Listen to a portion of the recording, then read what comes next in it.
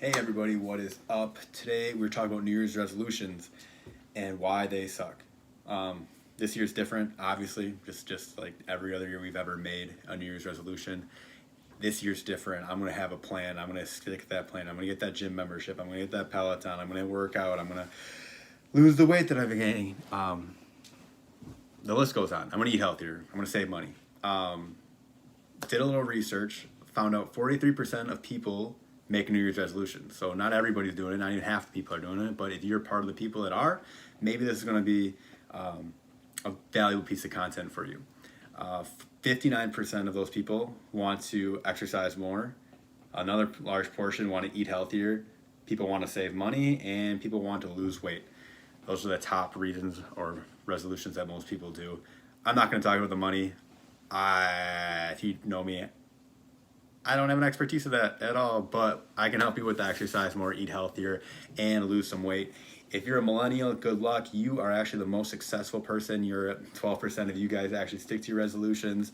Boomers, unfortunately, by the end of the year, only 2% on average in 2019 stuck to their resolution and actually had success with and followed through with the resolution. So it's not looking like a great track record for everybody. Let's keep it short. Let's keep it sweet. Here are 5 steps for you guys to have success in 2022 compared to 2021, 2020, 2019, 2018, and every year before that we have tried and failed. So step number 1, we're going to lay out your goals. I want you to do some homework, actually put in an effort. They don't just magically happen. Like, I want to lose weight. Boom, it happens. So what we're going to do is we're going to write out, what is your goal? Why is that goal important to you? What does it look like if you actually accomplish that goal? Like, so if your goal is weight loss, how much weight do you want to lose? Why do you want to lose that weight? Is it a number on a scale, or is it how you feel trying on clothes in the fitting room? Is it going to the local pool or hanging out with your friends at a beach or at a boat and you have to take off that extra layer and people can see your body? If that's where your goals are, be very specific. I want to go boating. I want to take my shirt off. I want to have confidence that people know that I'm in good shape and I don't have to justify what I'm, wearing or anything like that. Or I'm not comfortable wearing a swimsuit or any of that. Those are the details and those problems that we have to really dig deep in and write it down. Write down why that's important to you. Maybe it's bigger than you. Maybe it has to do with your family. Maybe it has to do with you being a role model to your kids.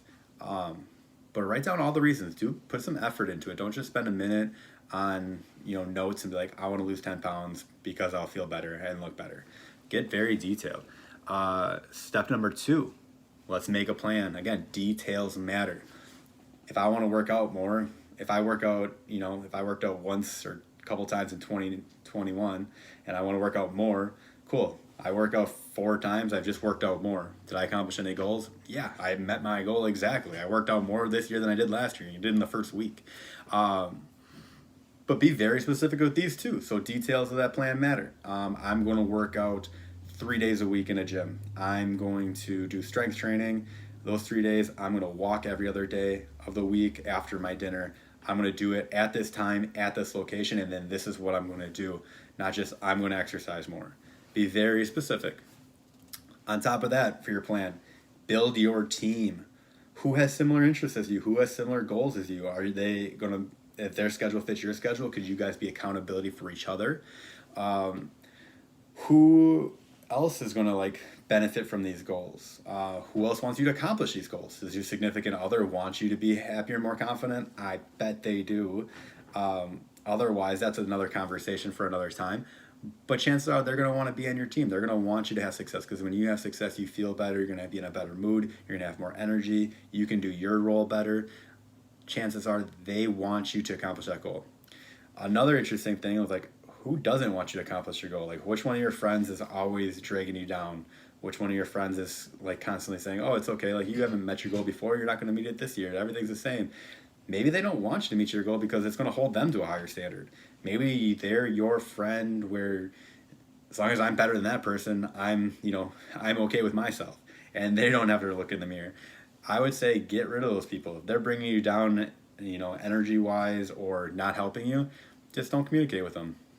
If it's a significant other, that's an issue. If it's a lifelong friend, get on board, leave me alone. If it's family, Oh, that's another issue. You can't, kick out family, but, limit your contact with them when it comes to you and your goals and why it's important. Um, it's kind of interesting. People say that misery loves misery, or miserable company loves misery. Um, I think that's true. Like, people don't want you to be successful sometimes, which is kind of weird. But that's kind of like the culture where it is. It's easy to go revert back to where you are. Um, just ask anyone who's gone through, let's say, Alcoholics Anonymous. I'm not 100% familiar with it, but it sounds like if you have a drinking buddy and you stop drinking because you know alcohol's not good for you, they might not be your buddy anymore. Um, and you can find that with any habit. So fitness and nutrition, same thing. If you have people that don't have healthy fitness habits, they may not want you to do that because it's going to take away time from them. So it's a selfish reason. Also, people can be afraid of success. Success is uncertain. You don't know what it's like. So if you meet your goal, you might not know what it's like to have that confidence, that body image, and it might scare you a little bit. Like, but you've tried, you failed before. Failing is pretty comfortable because you've done it so many times in the past. It's kind of it might be a habit, and that's not necessarily a good thing. So find out why you want to do these things. Have a goal, build your plan, build your team. All right, moving on. Step 3, be consistent. Show up day 1, show up day 100. Just keep it going. That's why the plan is so important, because if you build a plan that's too hard, you're going to burn yourself out, you're going to get hurt, you're not going to see initial success in that first month.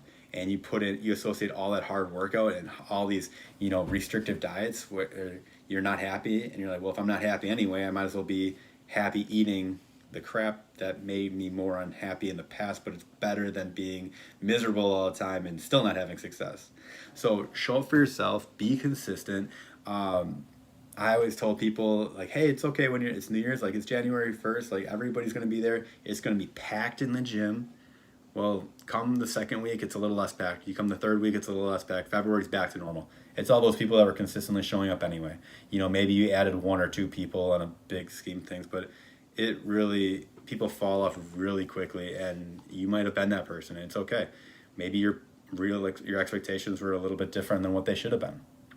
But so when you're doing your workouts, if it's too hard, it might get you hurt. If you're doing your workouts and you can't sustain that long term, those aren't the workouts that you should be doing.